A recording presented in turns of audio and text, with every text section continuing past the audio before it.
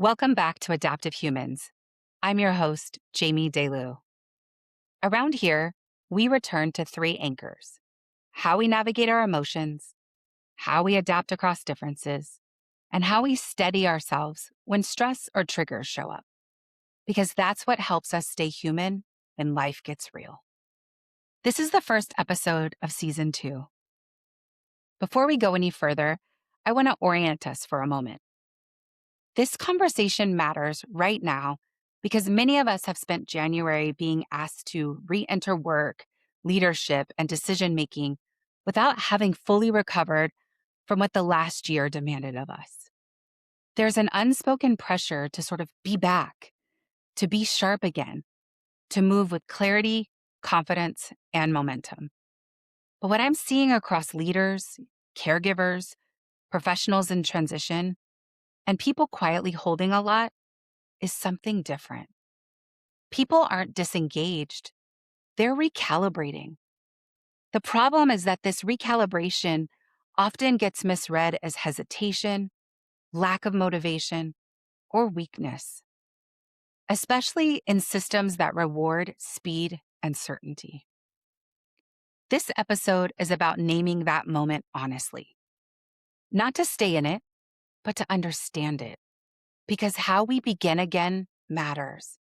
And beginning again without presence tends to cost us later. So if you're listening and feeling a little slower, quieter, or less certain than you expected to be, you're in the right place. Beyond the bio, this is where we go beneath titles, roles, and what things look like on the surface to what's actually shaping how people show up. And right now, beneath the surface, I'm noticing something consistent across very different lives and roles. People didn't just take a break at the holidays or as the new year started. They carried a lot: compounding change, ongoing uncertainty, cultural and political stress, grief that didn't get processed, caregiving demands that didn't pause, bodies that stayed in survival mode longer than they were meant to. So when people try to begin again or start a new year, they're not starting from zero. They're starting from a nervous system that has been adapting for a long time. And I want to name something here because beyond the bio is about what we carry that doesn't show up on the surface. I'm not talking about these dynamics from a distance. Like many of you, I'm navigating elder caregiving responsibilities while also holding the fear that comes from being a part of a Black and Latino family. While safety has never felt assumed for my family, the fear feels amplified by the extremity of what's happening across this country and in the communities where we live and work. It's not something you can see when you look at me. Many of us are carrying things that are invisible, or maybe that feel too risky to name out loud. I'm not sharing this for sympathy or to make it about me. I'm naming it because it shapes capacity.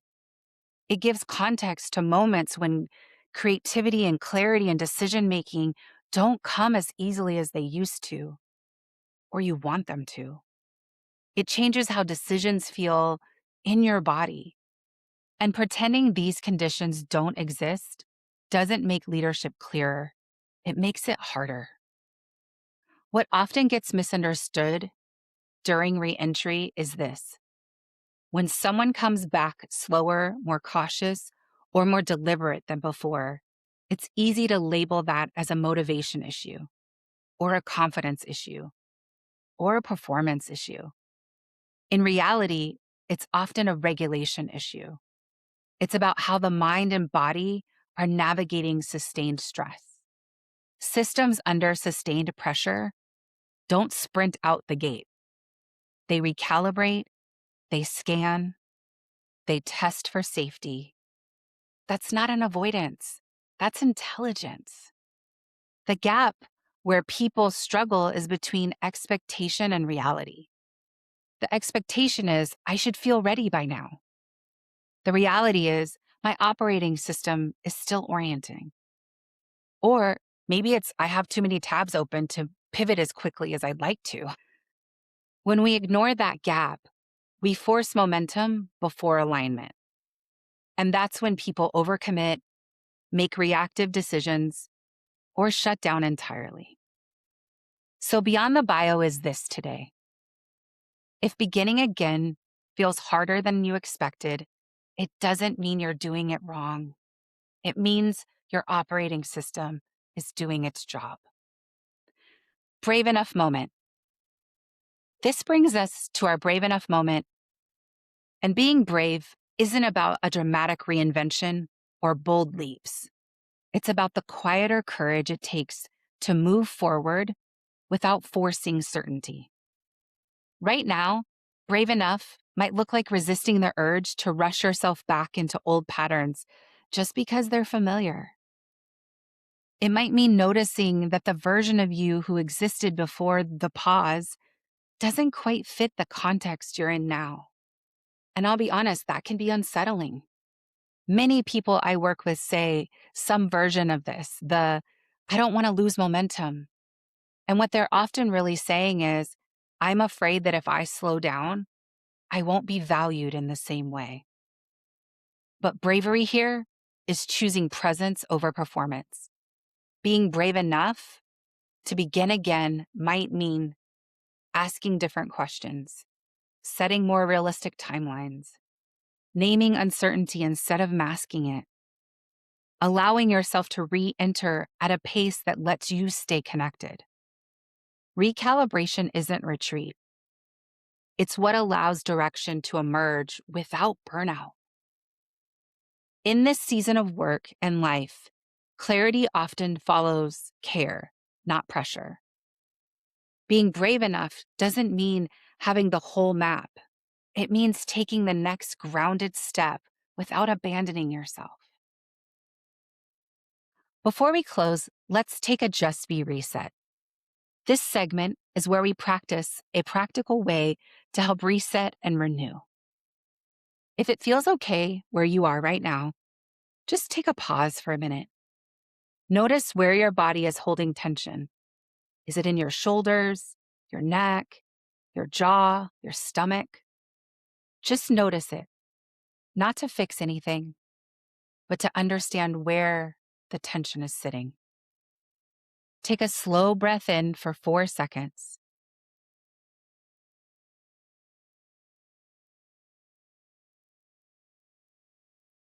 And exhale longer with that breath out.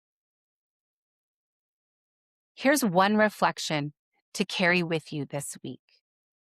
What does my personal operating system need in order to begin again with integrity, not urgency? Not what does your role demand? Not what do you think you should need? What do you need to stay present as you re-enter whatever the space is that you need to show up in?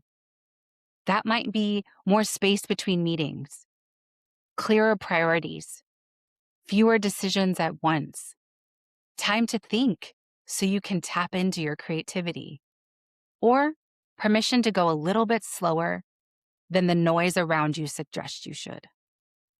Beginning again doesn't require force. It requires honesty. Take one more breath. 4 seconds in, 8 seconds out. And let the honesty move with you. As we move through season 2, we'll keep returning to this question. How do we lead, decide, and show up when certainty isn't available and pressures stay high?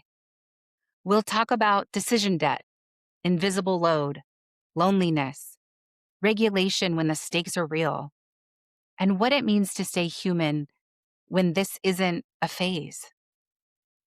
We're going to talk about these not as abstract ideas, but as lived conditions shaping behavior every day. A quick note about season 2's pacing.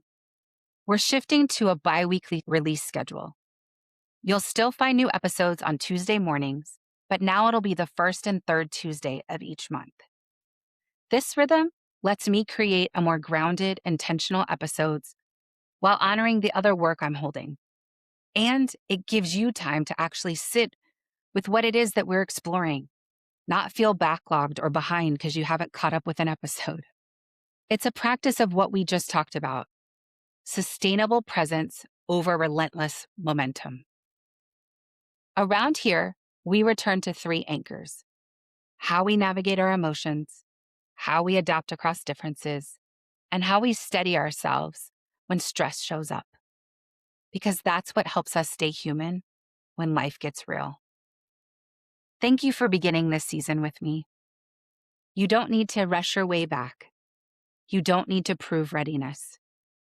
You're allowed to begin again with care. And remember, I am brave. I am enough. I am brave enough. And so are you. This is Adaptive Humans. Real talk, intentional growth.